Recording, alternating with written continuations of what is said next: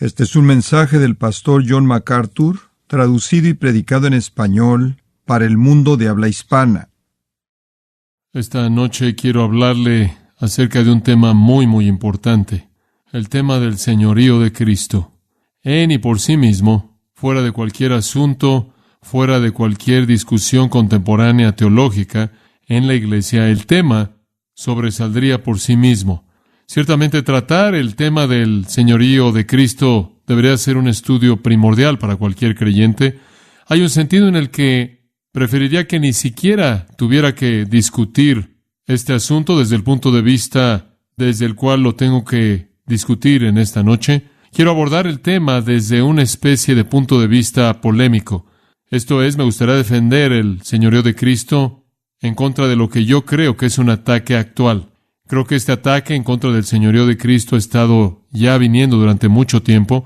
Me acuerdo como un niño pequeño oír a gente que le decía con frecuencia a los cristianos, oía predicadores decirlo, oradores, maestros, dirían, necesitas hacer de Cristo el Señor de tu vida. ¿Cuántos de ustedes han oído a alguien decir eso? Necesitas hacer de Cristo el Señor de tu vida. Muchos, de hecho, casi todos, levantaron su mano. Cristo ha sido mi Salvador. Oye usted a gente dar testimonio y decir, y ahora quiero hacerlo el Señor de mi vida. Con mucha frecuencia asistíamos a una conferencia o retiro o alguna especie de conferencia con un énfasis en particular y la gente decía, sí, he sido un cristiano y Cristo ha sido mi Salvador, pero Él nunca ha sido el Señor de mi vida. Y normalmente la gente que dice eso está tratando de explicar cómo es que puede suceder que en algún punto en su vida aceptaron a Cristo como Salvador y nunca nada cambió, básicamente. De hecho, esa podría ser una experiencia que muchos de ustedes podrían afirmar. Regresan a algún punto en su vida como niño o joven cuando aceptaron a Cristo, hicieron una decisión por Cristo y ven eso como el momento de su salvación, aunque básicamente nada realmente cambió en su vida. Llegó a otro punto en su vida, un punto de crisis, y quizás alguien le dijo a usted que necesitaba hacer de Cristo el Señor de su vida, y lo hizo pensando que ese era algún segundo paso y las cosas cambiaron. Existen personas que dicen que usted puede ser salvo y no hacer de Cristo el Señor, no reconocer que Cristo es Señor, aceptarlo únicamente como Salvador. Hay personas, muchas de ellas, miles y miles de ellas, que dicen que fueron salvas en algún punto cuando tomaron una decisión de creer. En ese punto recibieron el perdón total, en ese punto recibieron la vida eterna y no le devolvieron absolutamente nada a Dios, absolutamente nada. No le entregaron nada a Dios. Se les dijo que eran cristianos porque hicieron, entre comillas, una decisión. Estuvieron prontos, créame, en adoptar la noción popular de que usted puede tener a Jesús como Salvador y no necesariamente reconocer su señorío. En algún punto más tarde en su vida, tomaron en serio la vida y en ese momento pudieron pasar de tan solo ser cristianos a ser cristianos de señorío. Esta perspectiva es tan popular que recientemente, cuando estaba en una conferencia bíblica en una de las instituciones más importantes cristianas en Estados Unidos, un hombre le habló al alumnado diariamente durante la semana, como yo también lo hice. Él les dijo, el punto en el que ustedes realmente se convierten en un discípulo, el punto en el que realmente haces a Cristo el Señor de tu vida, normalmente viene en algún punto en tus años 30. Y yo entré en shock, por decirlo de manera suave, porque básicamente le acababa de decir a un grupo de jóvenes que esperaran para comprometerse espiritualmente hasta que llegaran a sus años 30. Él se estaba aferrando a una postura que dice que es suficiente aceptar a Jesús como Salvador. Recibe o toma tu perdón, toma tu garantía del cielo y después vive como quieras hasta que llegues a algún punto de crisis. Esperamos antes que después cuando haces de Cristo Señor. Ahora, permítame decirle cuán influyente es este concepto y voy a explicarlo en mayor profundidad conforme avanzamos. Francamente, está detrás de todo el evangelismo contemporáneo. Casi todo el evangelismo contemporáneo refleja esta mentalidad. Sea evangelismo de televisión, evangelismo en cruzadas, estadios, tiendas de campaña, iglesias, lo que sea. La mayoría de los tratados evangelísticos y libros y cosas así están basados en este tipo de manera de pensar. Lleva a la gente a tomar una decisión. Lleva a la gente a que en un momento del tiempo admita su necesidad y acepte a Cristo, reciba a Cristo, a que tome una decisión. Y eso va a sellar su vida eterna, y después diles que pueden estar seguros de que son salvos, y ora porque en algún momento en el futuro hagan de Cristo Señor. Pero hasta ese tiempo puedes esperar que no haya necesariamente ningún cambio en su vida. De hecho, en el proceso de hacer que estas personas tomen una decisión, puedes usar cualquier técnica que quieras. Realmente, debes hablar del Evangelio. Hay que admitir que quieren hablar del Evangelio. Debes usar mucha emoción. Con frecuencia hay presión sutil y con mucha frecuencia manipulación, cantando estrofas multiplicadas de canciones emotivas, esforzándose por hacer que la gente se mueva. Inclusive existe la estrategia en muchas cruzadas evangelísticas en donde la gente es instruida a que cuando la invitación comienza, y esto es bastante común en iglesias también, hay ciertas personas que han sido escogidas para comenzar a caminar por los pasillos, para echar a andar a la gente, para iniciar el flujo, y lo que estas personas están haciendo realmente es presionar a la gente para que la gente actúe. Hay padres que se aferran al hecho de que en algún punto en la vida de su hijo tomaron una decisión por Cristo, y aunque en la actualidad están viviendo en pecado abierto y en un desafío de la ley de Dios, y ni siquiera reconocen a Jesús como Señor, todavía son salvos debido a esa decisión, nada más que no lo han hecho a un Señor. Padres me han dicho, yo sé que mi hijo es un homosexual, él ha escogido ese estilo de vida, sé que mi hija no tiene interés alguno en las cosas de Cristo, pero sé que fueron salvos. Me acuerdo del momento en el que hicieron su decisión.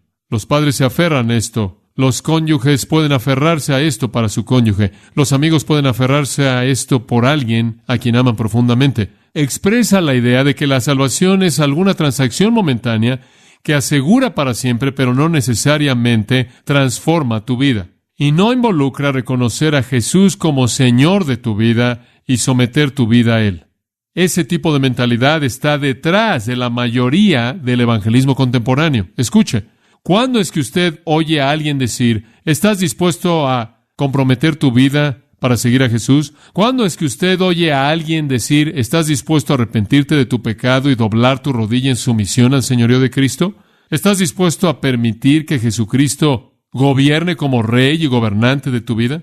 Lo que usted oye es, acepta a Cristo, recibe a Cristo, hace una decisión por Cristo. Ahora quiero que entienda que este es un problema serio, porque yo creo que en muchos casos lo que crea es una masa entera de personas que cree que es salva, pero no es.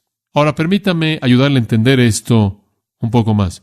Una revista cristiana popular recientemente publicó un artículo defendiendo que el señorío de Jesús es un tema inapropiado para mencionarse al dar testimonio a los perdidos. Es inapropiado hablar del señorío de Cristo, dijo la revista. Esta es una revista que es muy bien conocida. Dijo, y estoy citando la revista, debido a que la decisión de hacer que Cristo sea Señor es posible únicamente para aquellos que ya han confiado en Él como Salvador. La presentación del Evangelio no debe contener nada acerca de ceder en sumisión a Cristo como el Señor a quien hay que obedecer. Fin de la cita. La presentación del Evangelio no debe contener nada acerca de ceder en sumisión a Cristo como Señor, dijo la revista. Usted ni siquiera debe hablar de eso. Vi una película esta tarde, por segunda vez. La vi un día antes, porque la primera vez que la vi no podía creer lo que estaba viendo. Fue una película diseñada para instruir a la gente en cómo guiar a alguien a Cristo. La película usó algunas gráficas, presentó algunas preguntas y después preguntó si eran verdaderas o falsas. Permítame decirle cuáles fueron algunas de las preguntas que presentaron y cuál fue la respuesta. Al presentar el Evangelio, el narrador de la película dijo, ¿debería usted en algún momento hacer estas preguntas? Aquí están las preguntas. Pregunta número 1. ¿Debería usted decirle a alguien, ¿quieres entregar tu corazón a Cristo? Respuesta, falsa. Usted nunca debe decirle eso a nadie. Usted nunca debe preguntarle a alguien o pedirle a alguien que le entregue algo a Cristo. Usted no debe pedirle que entregue su vida a Cristo. Usted simplemente debe pedirle que crea. Segunda pregunta, ¿rendirás tu vida a Cristo? Falso. Nunca le pidas a alguien que rinda algo. Pregunta 3, ¿Entregarás tu vida a Cristo? Falso. Nunca le pidas a alguien que haga eso. Pregunta 4. ¿Harás de Cristo el Señor de tu vida? Nunca le pidas a alguien que reconozca que Él tiene que ser el Señor de su vida. Pregunta número 5. ¿Te arrepentirás de tus pecados? Falso. Nunca le pidas a alguien que se arrepienta de sus pecados. Pregunta 6. ¿Estás dispuesto a dejar tus pecados? Falso. No le pidas a alguien que haga eso. ¿Es suficiente entonces, dijo el narrador, pedirles o preguntarles, ¿crees que Jesús murió por tus pecados? Eso es suficiente. ¿Eso es suficiente? Los demonios creen y ¿qué? Y tiemblan. Otra revista cristiana recientemente publicó un artículo titulado Esta supuesta llamada salvación de señorío. El artículo comenzó con una pregunta. Aquí está la pregunta. ¿Debe una persona hacer de Cristo Señor o reconocer a Cristo como Señor como una condición para salvación? En no menos de 10 veces en el artículo de 2 páginas, el autor habló de hacer a Cristo el Señor de la vida de uno. Y claro, en la postura del autor, no era necesario hacer de Cristo Señor para ser salvo. Eso es algo que usted hace después. Usted hace a Cristo Señor. Usted lo tomó como Salvador y más tarde lo hizo Señor. 10 veces dijo eso en un artículo de 2 páginas. En ningún lugar en las Escrituras jamás dice que un cristiano debe hacer de Cristo Señor. Si usted es cristiano, Él es Señor. Y dice, de manera muy explícita en las Escrituras, que a menos de que usted reconozca que Él de hecho es Señor, usted nunca puede ser salvo para empezar. Eso es obvio. Contener el señorío de Cristo de alguien, contener de ellos el hecho de que necesitan rendir su vida a su guía, refrenar de ellos que necesitan confesar y arrepentirse de su pecado, es condenar a la persona a un engaño de que son salvos cuando no lo son. Contener el señorío de Cristo de alguien mientras que les da el Evangelio es una contradicción completa. La Biblia dice que la salvación es concedida únicamente a aquellos que reconocen a Jesús como Señor y están dispuestos a someter su vida a Él. Decir que usted nunca debe hablar de eso, que lo único que una persona tiene que hacer es creer que Jesús murió por ellos, no dice lo suficiente. Un escritor que está guiando el desfile en contra del señorío de Cristo, quien probablemente ha escrito, estoy seguro, más que cualquier otra persona del tema, y quien he citado con mucha frecuencia en mi libro, dice, en contra del señorío de Cristo esto, y cito, es precisamente este hecho impresionante de que el Señor no pide compromiso espiritual, lo que distingue al evangelio verdadero de todas sus falsificaciones. ¿Escuchó eso? Él dice, es precisamente el hecho de que el Señor no pide compromiso espiritual lo que distingue al evangelio verdadero de todas sus falsificaciones. En otras palabras, si le pides a alguien que entregue su vida a Cristo y deje su pecado y siga a Cristo y que sea obediente a Él, tienes un evangelio falsificado. Ahora, esto está por todos lados, amigos míos. Esto está por todos lados. Otro profesor de seminario escribió, el mensaje esencial de las buenas noticias que deben ser creídas para salvación. 1, el hombre es un pecador. 2, Cristo es Salvador. 3, Cristo murió como el sustituto del hombre. 4, Cristo resucitó de los muertos. Eso es lo que tienes que creer para ser salvo. Los hechos. El hombre es un pecador. Cristo es el Salvador. Cristo murió. Cristo resucitó. Simplemente creer, dicen ellos, esos hechos es lo único que se necesita. Ahora estos hombres dicen que si usted le informa a un incrédulo que Cristo tiene algún derecho soberano de gobernar su vida, usted ha, escuche esto, corrompido el Evangelio. ¿Escuchó eso? Es aterrador.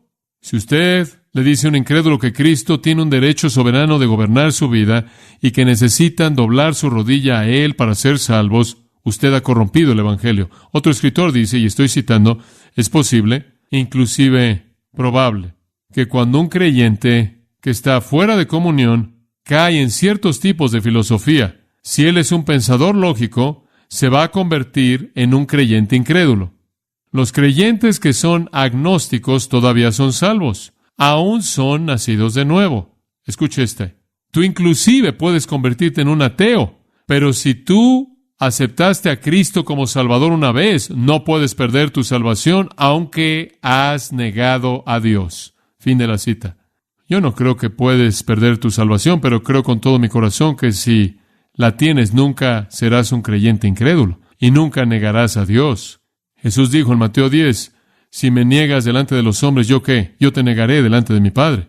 Pablo, escribiéndole a Timoteo, en 2 Timoteo 2:12, lo estudiamos recientemente, él dice, si lo niegas, misma idea, él te negará a ti. La salvación es para siempre, pero solo si es real.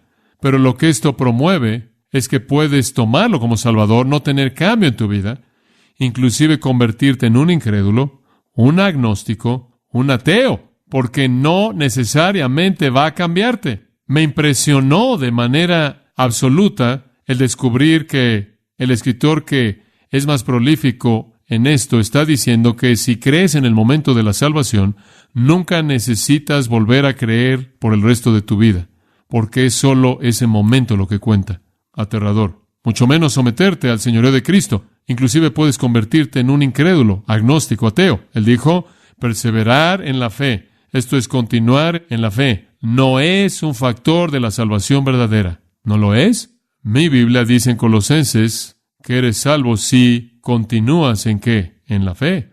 Todo llamado al discipulado, dicen, cada vez que Jesús dice, deja a padre, madre y deja a todos y sígueme, y lo dice una y otra vez, toma tu cruz, niégate a ti mismo, debes estar dispuesto a morir. Si colocas tu mano en el arado y ves, no eres digno de ser mi discípulo. Si tienes que ir y sepultar a tu padre y no estás dispuesto a seguirme a costa de lo que sea, no puedes ser mi discípulo. Usted sabe, todos esos llamados al discipulado, llamados a la muerte, llamados al sacrificio, llamados a poner tu vida, llamados a la obediencia, llamados a la sumisión, dicen, todos esos son Jesús llamando a gente ya redimida al segundo paso. Entonces toman el ministerio entero de Jesús y en lugar de que sea evangelismo, se convierten llamados a gente que ya son salvos para que vengan al segundo nivel. El problema con eso es que Jesús dijo, no he venido a llamar a los justos, sino a ¿qué? A pecadores, al arrepentimiento. El Hijo del Hombre ha venido a buscar y a salvar lo que se había perdido. Usted acaba de sacar al Señor Jesús de su ministerio evangelístico si usted tiene esa perspectiva. Pero le voy a decir una cosa. Usted no puede aferrarse a la postura de no señorío a menos de que usted le haga eso a todas esas invitaciones de Cristo, porque todo llamado al discipulado que Él dio fue tan fuerte. Entonces Jesús realmente no está evangelizando. Él está llamando a los cristianos a que vengan al segundo nivel y a hacerlo Señor. Entonces descarta la intención evangelística del ministerio de nuestro Señor e ignora el hecho de que Él vino a buscar y a salvar a los perdidos. Esto se remonta inclusive a la teología sistemática de Louis Sperry Chafer, quien fue en una ocasión presidente del seminario de Dallas, en donde dice en el volumen 3, página 385, imponer una necesidad de rendir una vida a Dios como una condición añadida para la salvación no es razonable. El llamado de Dios a los no salvos nunca se dice ser al señorío de Cristo. Fin de la cita. El llamado de Dios a los no salvos nunca se dice ser al señorío de Cristo. Otro escritor llega a la conclusión sorprendente de que es una perversión del Evangelio invitar a una persona no salva a recibir a Jesucristo como Salvador y Señor. Ahora, esto ha existido por mucho tiempo. Estoy citando de fuentes que son algo antiguas, pero nunca alcanzó una influencia tan amplia como a la que ha llegado en la actualidad y creo que en parte ha sido cristalizado, quizás porque yo estoy sacudiendo el asunto un poco. Pero necesita ser mencionado. Otro escritor escribiendo en una revista, la cual es la revista de Regreso a la Biblia, dice, presentar a Cristo como Señor a uno cristiano es añadir enseñanza escritural acerca de la salvación. Esto es lo que se está promoviendo. No se necesita dejar el pecado, no es necesario un cambio en el estilo de vida, no es necesario un compromiso ni someterse a Cristo. ¿Qué tal si alguno está en Cristo, nueva criatura es? Todas las cosas pasaron, he aquí todas son hechas nuevas. Le voy a decir de una que me impactó el otro día. Regresé al libro ya cuando había terminado y lo coloqué ahí. 1 Pedro 2:7 dice, para vosotros que creéis, Él es precioso. ¿Alguna vez ha pensado en ese versículo? Le voy a decir, si una persona es cristiana, ¿es Cristo preciado? Aquellos que creen, ¿Él es qué? Él es preciado, Él es preciado. ¿Qué significa eso? De valor, costoso, con una alta estima. Eso es su señorío. Él es preciado para el verdadero creyente. Ahora, el resultado de esto, y podría seguir y seguir, y hay muchas otras cosas que se podrían decir y tantas otras ilustraciones, pero el resultado de esto es una doctrina defectuosa. El resultado de todo esto es una salvación que es menos de lo que la palabra de Dios enseña. El evangelio moderno es vago. El evangelio moderno le ofrece una esperanza falsa a pecadores que tienen un momento en el que quieren disfrutar del perdón, cuando quieren aferrarse del cielo en el futuro, mientras que al mismo tiempo viven como quieren. Quizás más adelante se preocuparán acerca de Cristo como Señor. Si llegan a saber de eso, y no lo saben porque nadie supuestamente les debe decir. ¿Quieres saber cuál es el efecto de esto? 1. millones de personas dicen que son cristianas. ¿Usted cree eso? ¿Cree que millones de personas en el mundo son cristianas? Una encuesta del grupo Gallup, 1/3 de todos los estadounidenses son cristianos. ¿Sabe usted lo que eso me dice? Millones de personas están engañadas. Millones de personas están engañadas. Uno de estos escritores dijo, si aceptamos el hecho de que debes tomar a Jesús como Señor para ser salvo, entonces unas cuantas personas realmente serán salvas. Y un signo de admiración. Eso es exactamente lo que Jesús dijo. Estrecha es la puerta y pocos son los que la hallan. Uno de los escritores dice, por ejemplo, que la lista de Pablo de los pecadores escandalosos y sus vicios en 1 Corintios 6, 9 y 10, ¿no sabéis que los injustos no heredarán el reino de Dios?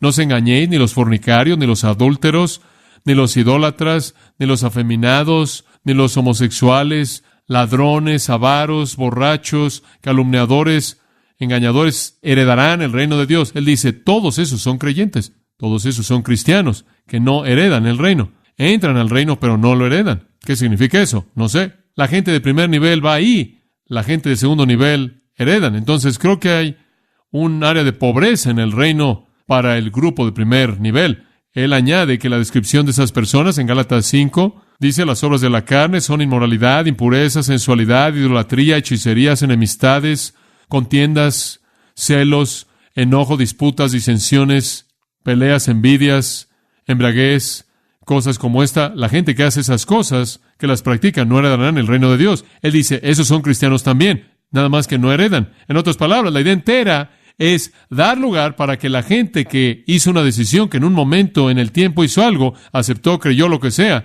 y nunca nada cambió en su vida, y queremos que todos sean salvos. Entonces, ¿de dónde viene? ¿Por qué la gente está haciendo esto? Creo que hay 2 razones para esto.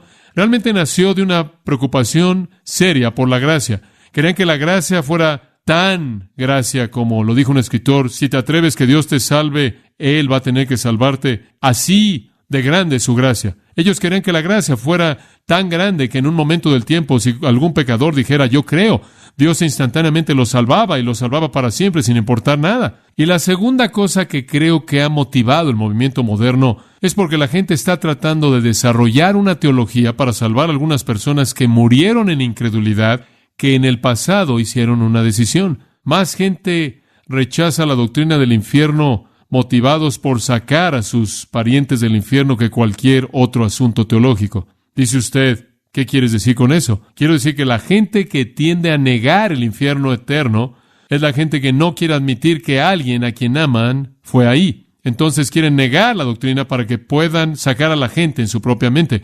Lo mismo es el caso de esta teología. Creo que nace de una confusión por gente que una vez tomó una decisión y después vivió una vida de negación de todo lo que supuestamente en un momento decidieron reconocer y quieren asegurarse de que son salvos por la eternidad y entonces desarrollan una teología que los va a incluir en el reino. Están adentro, nada más que no lo heredan, sea cual sea esa distinción. Esa es la razón por la que uno de los libros se titula Los hambrientos heredan. Las bienaventuranzas entonces se refieren al segundo nivel de cristianos. El resto de los cristianos no heredan. Los de segundo nivel heredan. Poseen algunas cosas que las personas de primer nivel no poseen. Esto también ha sido descrito como el cristiano carnal. Que el cristiano carnal es el que tomó la decisión para salvarse, tomó el perdón, recibió la garantía del cielo y después vive una vida de desorden total consigo mismo. Aún en el trono solía haber un pequeño folleto que Cruzada Estudiantil publicó. Tenía un círculo con todo tipo de caos y al yo en el trono. Ese era el hombre natural, no regenerado. El segundo círculo tenía todo tipo de caos, con el yo en el trono de la vida y después el Espíritu Santo metido en el círculo. Esa es la persona salva. El Espíritu Santo está ahí, nada más que no está a cargo. El tercer círculo tenía un orden perfecto en la vida, un pequeño trono, y el Espíritu Santo estaba en el trono y el yo estaba en la esquina. Ese es el cristiano espiritual. Entonces reflejaba una categoría de gente que es salva, pero todavía gobierna su vida. Y su vida está en caos total. Nada realmente ha sido transformado. Es el mismo caos como en el círculo número 1, el no regenerado.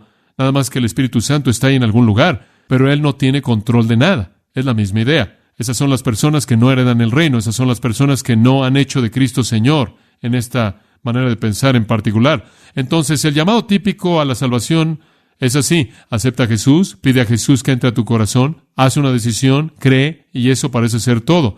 Ahora, todos esos son pensamientos y conceptos bíblicos. No es que en sí mismos son mentiras, nada más que están tan incompletos. Oímos a la gente decir, bueno, necesitas orar para recibir a Cristo, y después le dicen a alguien que hace esa oración pequeña, ahora puedes estar seguro de que eres salvo, y después le dan algo de certeza sin hablar de qué tipo de invitación Jesús habría usado, como sígueme, deja todo, pon tu vida, sométete a mi autoridad, deja tus pecados, arrepiéntete, obedece. En las siguientes 3 semanas vamos a discutir las 3 áreas primordiales. La Biblia habla de este asunto. ¿Cuál es la esencia de la fe salvadora? Vamos a hablar de eso. ¿Cuál es la naturaleza del arrepentimiento verdadero? ¿Y qué significa ser un discípulo? Vamos a cubrir eso a detalle. En esta noche únicamente quiero introducirle conceptos a usted. Estos realmente son lo que hemos llamado puntos de vista de creencia fácil. Quieren asegurarse de que la salvación simplemente y de manera fácil es cuestión de reconocer a Jesús como Salvador. Otro promotor, escribiendo en una publicación teológica, dice esto: es herejía aferrarse a la postura de que para la salvación una persona debe confiar en Jesús como Salvador del pecado y también debe comprometerse con Cristo como Señor de su vida, sometiéndose a su autoridad soberana. Es herejía creer eso, dice él. ¿No quieren la palabra compromiso? ¿No quieren la palabra someterse? Únicamente quieren la palabra apropiarse, creer, recibir. Un pastor local en nuestra área, bien conocido, realmente tiene un ministerio eficaz, dice: la fe salvadora no es el compromiso de la vida de uno al Señor. Fin de la cita. Enseñan que los creyentes genuinos pueden sucumbir a la apostasía, pueden dejar de manera total la fe. Observen Marcos capítulo 8, versículo 34, llamando a las multitud de sus discípulos, y les dijo: si alguno quiere venir en pos de mí, niéguese a sí mismo, tome su cruz y sígame. El que quiere salvar su vida la perderá, el que quiere perder su vida por causa de mí en el evangelio la salvará. ¿Qué aprovechará el hombre si ganare todo el mundo y perdiere su alma? Escuche, esta es una invitación a un incrédulo, no es un cristiano, un segundo nivel. Esto le está hablando un hombre que si no actúa, él va a perder ¿qué? Su alma. ¿Qué va a dar un hombre a cambio de su alma? Todo aquel que se avergüenza de mí y mis palabras en esta generación adúltera y pecaminosa, el Hijo del Hombre también se avergonzará de él. Si usted se avergüenza de Cristo, Él se va a avergonzar de usted. Pero dicen, esto le está hablando a cristianos carnales, tratando de elevarlos al siguiente nivel de compromiso con el señorío de Cristo. No es así. Él está hablando de gente que si no hacen esto, van a perder su alma eterna. Bueno, hay tantas otras ilustraciones. Uno de los escritores, escribiendo de el ofrecimiento del Evangelio en Juan, dice: ¿se acuerda usted cuando hablando con Nicodemo en ese 3 capítulo Jesús habla de que la serpiente es levantada y todo el que miró a la serpiente fue curado, y si el Hijo del Hombre y si la gente lo ve a Él será perdonado y demás? Y Dios, esto es dicho en el Evangelio de Juan. Más adelante y después en ese capítulo él habla del hecho de que Jesús le ofrece a Nicodemo la verdad del nuevo nacimiento, versículo 14, porque así como Moisés levantó la serpiente en el desierto, así debe ser levantado el Hijo del Hombre, y todo aquel que cree en Él pueda tener vida eterna. Y dicen, como ves ahí, lo único que tienes que hacer es mirar y creer. Simplemente mira y cree. Simplemente mira y cree. Citando de uno de ellos que dice: no hay idea de comprometer la vida, no hay duda acerca de el que ve al que es levantado, no hay posibilidad de rendirse al objeto de la visión.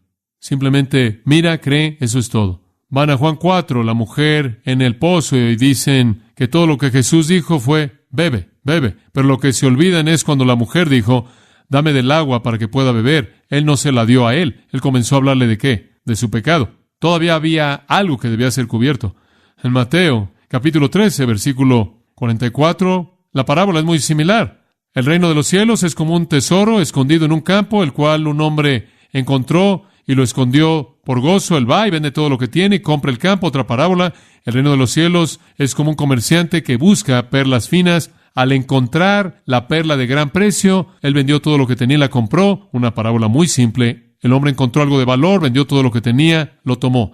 Estoy hablando de salvación. Un hombre se tropezó en un campo, otro hombre lo estaba buscando durante toda su vida. Ambos lo encontraron y cuando lo encontraron vendieron todo lo que tenían para tener el tesoro. Es un retrato del intercambio. Entrego todo lo que soy por todo lo que Él es. ¿Qué va a hacer usted con esa parábola? Bueno, si usted se va a aferrar a una salvación de no señorío, y si usted va a creer que no tiene que entregar nada, usted no puede tener esta parábola.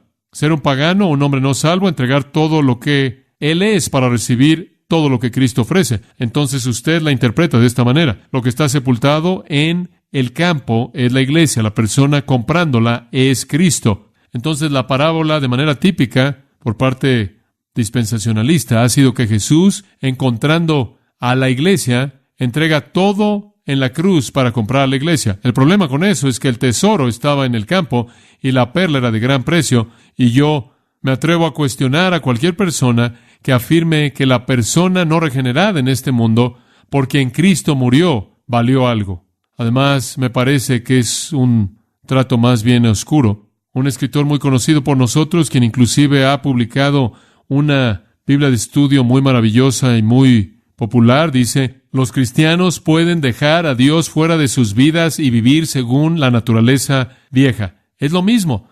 Todo esto se opone a la enseñanza clara de las Escrituras. Todo esto se opone a la enseñanza clara de las Escrituras. ¿Entienden de manera equivocada la gracia? Están tratando de acomodar, creo yo, a los amados que se han desviado. ¿Quieren que más gente llegue al cielo y por lo tanto estiran el Evangelio? Pero simplemente no encaja con las Escrituras. Simplemente no encaja. Simplemente no es lo que la Biblia enseña. Detrás de todos los llamados a la salvación en las Escrituras está el señorío de Cristo, soberano, autoritativo, y tiene que ser reconocido. Digo, ¿cómo me sentiría como pastor si tuviera que decirle a usted: ahora sé que algunos de ustedes únicamente están en el nivel 1? No han hecho de Cristo Señor, entonces no tengo nada que decirles, porque ustedes simplemente están haciendo lo que quieren. Pero para aquellos de ustedes que han llegado al segundo nivel, necesitan fortalecer ese compromiso. Necesitan vivir ese compromiso. Eso no tiene sentido. Cuando usted le entregó su corazón y alma a Cristo y se sometió y dobló la rodilla ante Él en salvación sumisa y se dio su vida a Él, y todo bajo el poder del Espíritu de Dios, usted comenzó una vida en la cual Él es Señor, y de manera progresiva su vida debe estar dando evidencia a la obediencia a su señorío. En el libro de los Hechos, usted tiene la predicación apostólica de la cruz. En el libro de los Hechos, usted tiene el patrón de predicación para el resto de los siglos y la vida de la iglesia. 92 veces en el libro de los Hechos, Jesús es llamado Señor, 2 veces llamado Salvador. De manera dominante, Él es Señor. Él es Señor. El señorío se encontró en el corazón mismo de la predicación del Evangelio en la primera iglesia.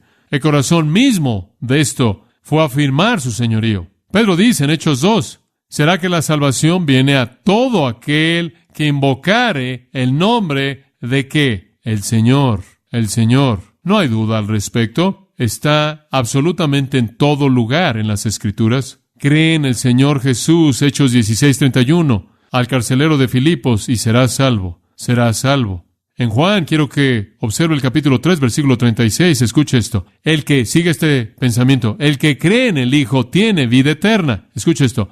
Pero el que no obedece al Hijo no verá la vida. Por lo tanto, el creer está ligado ¿a qué? A la obediencia. Son inseparables, absolutamente inseparables. En Romanos, capítulo 10, versículo 9, si confesares con tu boca que Jesús es, ¿qué? Señor, y creyeres en tu corazón que Dios le levantó de los muertos, serás salvo. Versículo 12, porque no hay diferencia entre judío y griego, porque el mismo Señor es Señor de todos. Porque todo aquel que invocar el nombre del Señor, versículo 13, será salvo. Él es Señor, y señorío implica que Él es soberano. Implica que Él está a cargo. Usted regresa a lo largo de los Evangelios y el Nuevo Testamento en su totalidad, y usted tiene afirmación tras afirmación del señorío. Estaba tan solo pensando en el capítulo 14 de Romanos, versículo 9. Porque para esto Cristo murió y volvió a vivir, para que Él sea ¿qué? Señor. Él es Señor.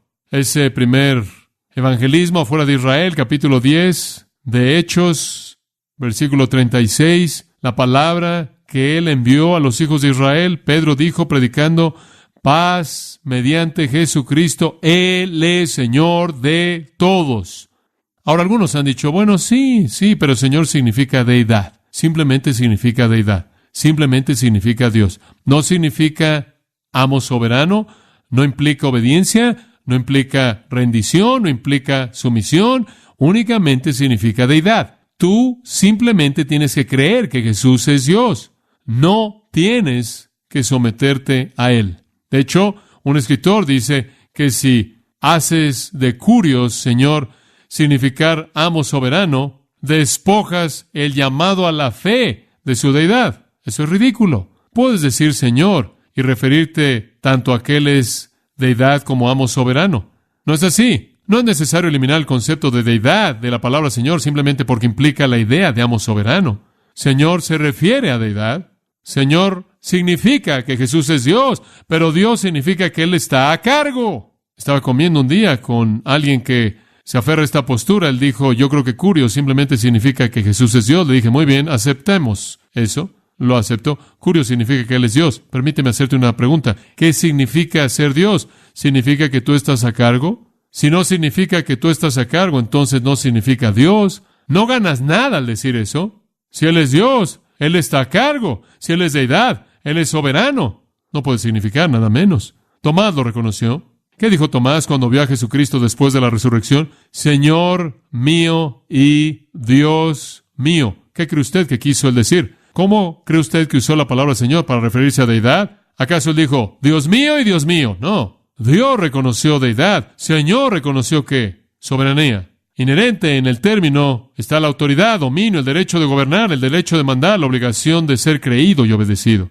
En 1 Timoteo 1:16 dice, y por esto hallé misericordia para que en mí, como el primero, Jesucristo pudiera demostrar su paciencia perfecta como un ejemplo para aquellos que creerían en Él para vida eterna. Por tanto, al Rey, eterno, inmortal, invisible, al único Dios. Digo, ¿quién es el único Dios? Él es el Rey, Él es el Rey. La persona viviendo en rebelión en contra de eso. Y no lo reconoce a Él como Señor, no lo afirma Él como Señor, no somete su vida a Él, no puede ser salvo. Entonces dicen esto, sí, dicen, pero MacArthur, lo que estás enseñando es salvación de obras humanas. Están diciendo, como puedes ver, estás diciendo que antes de que una persona pueda recibir la gracia de la salvación, tienen que por sí solos reconocer a Jesús como Señor, y ningún ser humano muerto en pecado jamás podrá hacer eso. Y entonces estás presentando una salvación de obras humanas. Tienes que arrepentirte, tienes que reconocer que Jesús es Señor, entonces puedes ser salvo. No estoy diciendo eso. No estoy diciendo eso en absoluto. Le voy a decir lo que estoy diciendo. Estoy diciendo que la Biblia dice, y lo que la Biblia dice en 1 Corintios 12:3 es bastante claro. Por tanto, os digo que nadie que hable por el Espíritu de Dios dice que Jesús es anatema. Ahora observe esto. Y nadie puede decir que Jesús es Señor, más que ¿por qué? Por el Espíritu Santo. El arrepentimiento no es una obra humana, es una obra que Dios hace. Ahora, lo que estamos diciendo es que cuando Dios salva a alguien, le concede arrepentimiento, le concede la afirmación por su Espíritu de que Jesús es Señor. Ahora vamos a hablar de esto a detalle, pero quiero que entienda el asunto. Juan Flavel, el puritano inglés del siglo XVII, escribió, el ofrecimiento del Evangelio de Cristo incluye todos sus oficios. Una fe en el Evangelio simplemente lo recibe para someterse a Él, como también para ser recibido por Él, imitarlo en la santidad de su vida, como también cosechar los beneficios y fruto de su muerte. Debe ser una recepción entera del Señor Jesucristo. Fin de la cita. A.W. Tozer, con quien muchos de nosotros estamos endeudados por escritos maravillosos, escribió, y cito, instar a los hombres y a las mujeres a creer en un Cristo dividido, esto es Salvador pero no Señor, es mala enseñanza porque nadie puede recibir la mitad de Cristo, un tercio de Cristo, o un cuarto de Cristo. No somos salvos al creer en un oficio o una obra. Fin de la cita. ¿Qué quiso decir? Somos salvos al creer en una persona. La totalidad de todo lo que Él es, como también lo que Él hizo. Para ver esto de manera clara, de manera muy clara, necesitamos tan solo ver una ilustración en Mateo 19. Y voy a cerrar con esto. Y usted lo conoce bien, lo hemos estudiado. En Mateo 19:16, aquí está la mejor ilustración del evangelismo de Jesús. Versículo 16. Uno vino a él y le dijo, Maestro, ¿qué bien haré para heredar la vida eterna? ¿Cómo puedo tener vida eterna? Esa es la pregunta. ¿Cómo consigo la vida eterna? Jesús dijo, ¿por qué me dices bueno? Solo hay uno bueno. Si quieres entrar a la vida, ¿haz qué? ¿Guarda los mandamientos? ¿Es esa la respuesta correcta? ¿Es esa la respuesta correcta? Si alguien viniera y te dijera, ¿qué hago para obtener la vida eterna? ¿Le dirías, guarda los mandamientos? Dirás, esos son obras, son obras, son obras. ¿Por qué es que Jesús dijo eso? ¿Por qué Jesús no dijo, cree, acepta, toma una decisión? En un momento del tiempo cree. No, él dijo, guarda los mandamientos. Él dijo, ¿cuáles? Versículo 18. Jesús dijo, no matarás, no cometerás adulterio, no robarás, no darás falso testimonio, honra a tu padre y a tu madre, amarás a tu prójimo como a ti mismo. Él escogió la segunda mitad del decálogo de los 10 mandamientos, y él quiso decir no solo externamente, sino internamente, porque en las palabras de Jesús en el Sermón del Monte, dijo lo que la ley dijo, no solo lo dijo para las acciones de un hombre, sino para la vida de pensamientos de un hombre. Entonces él dijo, guarde sus mandamientos. El joven dijo, todo esto he guardado. ¿Qué me falta? Como puede ver, él dice, cuando veo mi vida, soy perfecto. No mato, no odio a nadie, nunca he cometido adulterio, nunca he tenido un pensamiento malo acerca de hacerlo, nunca he robado, ni siquiera he codiciado, nunca he mentido, ni siquiera he pensado en mentir. He honrado perfectamente a mi padre y a mi madre toda mi vida, y he amado a todo mundo tanto como me amo a mí mismo. Mentiroso. Escuche, si la salvación fuera cuestión de creer algunos hechos y aferrarse y recibir perdón en el cielo, Jesús le habría dicho al hombre, aquí están los hechos, cree. Pero lo que le dijo es, lo primero que tienes que hacer es reconocer tu pecado y arrepentirte. Y no lo quiso hacer, no lo quiso hacer. Jesús entonces le dijo, muy bien, versículo 21, si quieres ser completo, perfecto, quieres entrar al cielo de Dios, ve, vende lo que tienes, dalo a los pobres y tendrás tesoro en el cielo y ven. ¿Qué? Sígueme. La primera prueba, ¿vas a admitir tu pecado? La segunda prueba, ¿vas a someterte a mi señorío? Y el primer mandato que te estoy dando es vende todo lo que tienes y dalo a los pobres. Dice usted, ¿te salvas al hacer eso? No, pero te voy a demostrar si estás dispuesto a seguir los mandatos de Cristo o no. Él dijo, no tengo un deseo tan fuerte por la vida eterna, y se fue triste. Él tenía muchas posesiones. Él tomó la propiedad, poseyó su propiedad y ganó el infierno, trágicamente. Jesús quiso dos cosas que fueran claras para ese joven. Cuando quieres la vida eterna, no es tan simple como una decisión, creer algunos hechos. Debe haber un reconocimiento y un dejar el pecado, y debe haber una disposición a someterte a mi autoridad, aun si te pido que hagas lo más difícil en tu vida. Entregar aquello que más amas. Establezcamos, número 1, la profundidad de tu pecaminosidad, y número 2, la altura de mi soberanía. Ese es el punto. El hombre se fue. Esa es una ilustración muy, muy lúcida. Cuando usted viene a Cristo y es verdaderamente salvo, el Espíritu de Dios se va a mover en su espíritu y usted va a llamar a Jesús, ¿qué? Señor.